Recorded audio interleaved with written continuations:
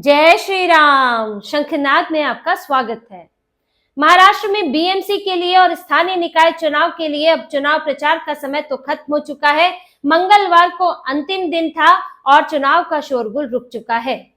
लेकिन जहां प्रचार तो खत्म हुआ, पर उद्धव ठाकरे के अंदर का डर खत्म नहीं हो रहा है, उनकी परेशानी खत्म नहीं हो रही है और वो खुद तो रात भर जागी रहे हैं, लेकिन बार बार अपील कर रहे हैं अपने कार्यकर्ताओं से, नेताओं से, वोटर से कि आप भी जागिए, कहीं कोई पैसा ना दे दे, कोई पैसा ना खिला दे। इसीलिए अपील कर रहे हैं कि अगर कोई पैसा देने आए तो उसके कान के नीचे एक लगाएं। आप रात भर जगे रहिए और देखते रहिए। अब उद्धव ठाकरे का डर यही बोल रहा है कि आपसे किसी भी आधार पर वोट छिन सकता है। कोई एक परेशानी हो तो कहे उद्धव ठाकरे की, कहीं नेता जा रहे हैं तो कहीं डर लग रहा है कि वोटर ही चले जाएंगे। हालांकि चलिए, किसी भी पार्टी का लालच के आधार पर वोट पाना ये तो गलत है और वोटर को भी अपनी पसंद नापसंद के आधार पर, काम के आधार पर वोट देना चाहिए, ना कि किसी लालच के आधार पर उद्धव ठाकरे की परेशानी सिर्फ यही नहीं है, उनकी परेशानी से कहीं ज्यादा है। उनको सिर्फ ये इन तरीकों का डर नहीं लगता है, उनको ये भी लगता है कि हमारी पार्टी से अब उम्मीद नहीं है, हमारी पार्टी में नेता नहीं है, प्रचार नहीं हो पाया है ढंग से, तो फिर हमारे पास वोट आएगा कहां से। इसीलिए बहाने भी खोजने की कोशिश होती है कि क्यों नहीं मिला जी, इस कारण नहीं मिला, हम तो बड़े पॉपुलर हैं, लेकिन राहुल गांधी की तरह कि जी वोट चोरी हो गई। तो कई डरों के साथ इस वक्त उद्धव ठाकरे चुनाव में उतरे हैं। इनकी पूरी पार्टी इस चुनाव प्रचार के दौरान कई मुद्दों पर कंफ्यूज रही है, जो कि इनके कैंपेन में भी दिखा है, इनकी रणनीति में भी दिखा है। अब अंतिम दिन तो देखिए ऐसा दिन होता है जिसमें आपको घूम घूम कर प्रचार करना होता है। जैसे कि आदित्य ठाकरे भी कुछ कॉन्स्टिट्यूएंसीज में गए, कुछ वार्ड्स में गए, वहां पर पार्टी की बात रखी। उद्धव ठाकरे भी घूम घूम कर शाखाओं का दौरा कर रहे हैं, बड़ी रैलियां ज्यादा कर नहीं पाए। वहीं देवेंद्र फडणवीस हैं, वो भी नागपुर में उन्होंने बाइक रैली की। जो एकनाथ शिंदे हैं वो भी अलग अलग जगहों पर जहां तक संभव था वहां पर जाकर प्रचार किया। ये अंतिम दिन की बात है, लेकिन अंतिम दिन से तो प्रचार होता नहीं है। अभी तो छुटपुट पार्क में जाना, सामान्य संबंधों के साथ मिलना जुलना तो अभी एक दिन और चलता रहेगा। यहाँ लोगों पर असर पड़ता है पूरे कैंपेन का और पूरी आपकी छवि का। अब यहाँ पर इनके लिए समस्या ये है, जो चिंता बार बार इनकी पार्टी में भी जताई जा रही है कि आप जो है किसी एक स्टैंड पर टिक नहीं पाए।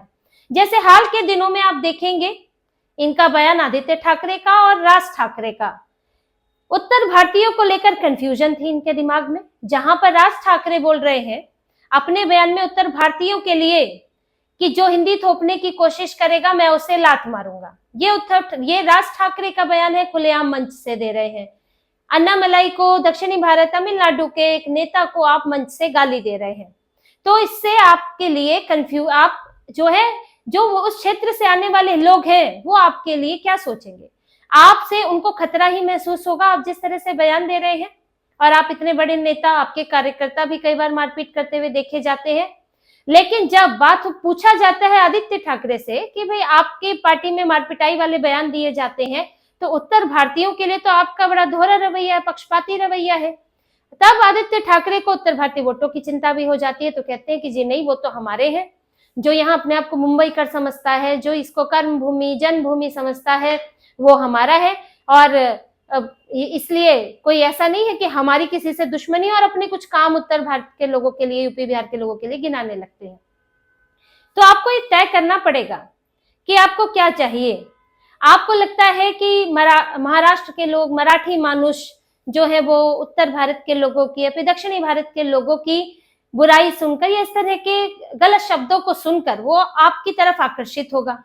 और फिर दूसरी तरफ आपको मुंबई में यूपी बिहार के लोगों का वोट भी चाहिए, तो फिर आपको लगता है कि हम एक आध बयान ऐसा दे देंगे जिससे कि उनके मन में जो आपने खौफ पैदा किया है वो उसे भूल जाएंगे या वो खौफ निकल जाएगा। तो ऐसा नहीं होता है। आप दोनों के बयानों को देखेंगे, राज ठाकरे को काम पर लगा रखा है कि कड़े कड़े बयान दो, बदतमीजी वाले बयान दो, और फिर यहाँ से सफाई देते फिरते हैं उद्धव ठाकरे और आदित्य ठाकरे। तो ये तो लोगों को समझ आता है कि चल क्या रहा है, और आपकी पार्टी के नेता भी कंफ्यूज होते हैं कि आखिर हमें करना क्या है। मनसे वाला झंडा उठा के चलेगा ना जी, हर यूपी बिहार के आदमी का विरोध करना है, फिर वहां से यूबीटी वाला आएगा कि नहीं नहीं जी, इसमें तो हमको कुछ देखना पड़ेगा, बाइफरकेट करना पड़ेगा, वरना अब तो कई इलाके, कई वार्ड ऐसे हैं जहां पर यूपी बिहार के लोग हैं और वो उनका वोट मायने रखता है। तो आप ऐसे किसी को पूरी तरह खारिज तो नहीं कर सकते हैं। तो इनकी पार्टी का यही हाल रहा है दूसरे मुद्दों पर भी, चाहे वो अब तुष्टीकरण की बात हो, हिंदुत्व की बात हो, तो उसमें भी तरह तरह की परिभाषाएं गढ़ते रहते हैं। और साथ ही इसमें जो उद्धव ठाकरे ने उम्मीद की थी कि इन्हें मुस्लिम वोट मिलेगा और ये जो अपने तुष्टीकरण के इनके तरीके हैं उनके जरिए ये खुश कर पाएंगे, लेकिन यहाँ पर एआईएमआईएम ने, असदुद्दीन ओवैसी ने इनकी परेशानी बढ़ा दी। इन्होंने बात कर दी कि मुस्लिम मेयर की, कि भाई मुस्लिम मेयर भी हो सकता है, बुर्के वाली भी मेयर बन सकती है। वहां से देवेंद्र फडणवीस बोल रहे हैं कि नहीं जी, हिंदू मेयर होगा, हिंदू मराठी मेयर होगा। तो अब दो पार्टियां हैं, उनका स्टैंड क्लियर है कि किसको हम मेयर बनाना चाहते हैं। ये कंफ्यूज है कि किसे मेयर बनाना चाहते हैं। मराठी मेयर होगा तो सवाल उठ गया कि कौन सा होगा भाई। आप कहते हैं कि मराठी मुस्लिम भी है, मराठी हिंदू भी है, तो आप किस में से बनाना चाहेंगे? अब इस पर इनके मुंह से एक शब्द निकलता नहीं है, तो यहाँ भी कंफ्यूज रहते हैं। तो जब आपके नेता जाते हैं जमीनी स्तर पर, तो उनको भी यही कंफ्यूजन रहती है कि हम लोगों को क्या बोलेंगे। और फिर आप बात करेंगे भ्रष्टाचार की, विकास के कामों की। बीएमसी का चुनाव तो बेसिकली आपको लड़ना ही इसी आधार पे चाहिए था। अब जब वो सालों पुराने वो मुद्दे उठा के ला रहे हैं जिनको बाला साहेब ठाकरे भी त्याग चुके थे, तो वो चीजें इन्होंने, आप विकास के मुद्दे पर लड़ते, जैसे दिल्ली में चुनाव लड़ा गया है तो इनको शायद ज्यादा फायदा हो सकता था, पर वहां भी इनकी स्थिति यही है क्योंकि खुद ये बीएमसी में रहे हैं। राज ठाकरे के पुराने बयान हैं जो कि बीएमसी में जो हाल है उसको लेकर सवाल उठाते हुए उद्धव ठाकरे पर, तो ये लोग यहाँ भी खुद घिर जाते हैं। तो अंतिम दिन तक यही चीजें चलती रही। और रही बात गठबंधन और इनके साथ में समन्वय की, वो भी देखिए कि चुनाव प्रचार का अंतिम दिन है, आपको एक बड़ी रैली या कुछ ऐसा साथ में करना चाहिए था, लेकिन यहाँ सब अलग अलग घूम रहे हैं। आदित्य ठाकरे अलग, अमित ठाकरे अलग चल रहे हैं, उद्धव ठाकरे अलग शाखाओं का दौरा कर रहे हैं, राज ठाकरे अपना अलग दौरा कर रहे हैं, साथ साथ में कुछ है ही नहीं। और बीएमसी से, मुंबई से तो बाहर ही जा ही नहीं पा रहे हैं। वहां तो यही हाल है कि अच्छा कुछ मिल जाएगा तो वही बहुत अच्छा है, वरना पहले कम से कम मुंबई में तो कुछ हाथ लग जाए। तो दोनों भाई संगठन के स्तर पर भी एक हो चुके हैं, ये भी पूरी तरह से संदेश नहीं गया। जैसे कि अभी महायुति ने अपनी रैली में एक वीडियो चलाया था। अब इस वीडियो में क्या चला, देवेंद्र फडणवीस ने अपने भाषण के दौरान एक वीडियो चलाया जिसमें राज ठाकरे के पुराने बयान थे, उद्धव ठाकरे के पुराने बयान थे, जिसमें राज ठाकरे उद्धव ठाकरे पर सवाल उठा रहे हैं। अब कोई किसी को पंपकिन कह रहा है, कोई किसी को पेंगुइन कह रहा है।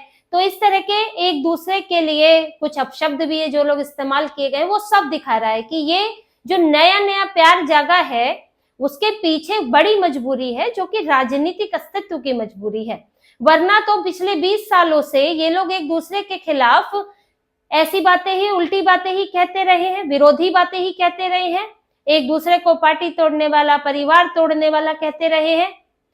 तो ऐसे अचानक से जब ये प्यार जागा है तो इसके पीछे इनकी बड़ी मजबूरी है, और मजबूरी सिर्फ अपनी है कि ना तो अपनी पार्टी बच रही है और ना ही अपना राजनीतिक अस्तित्व बच रहा है, उसको बचाना है। जिसके आप कहेंगे मराठियों को बचाना है, मुंबई को बचाना है, तो उसमें आप अकेले नहीं हैं। उसके लिए तो सारी पार्टियां यही मुद्दा उठा रही है, तो आप अलग से कौन सा मिशन लेकर चल रहे हैं?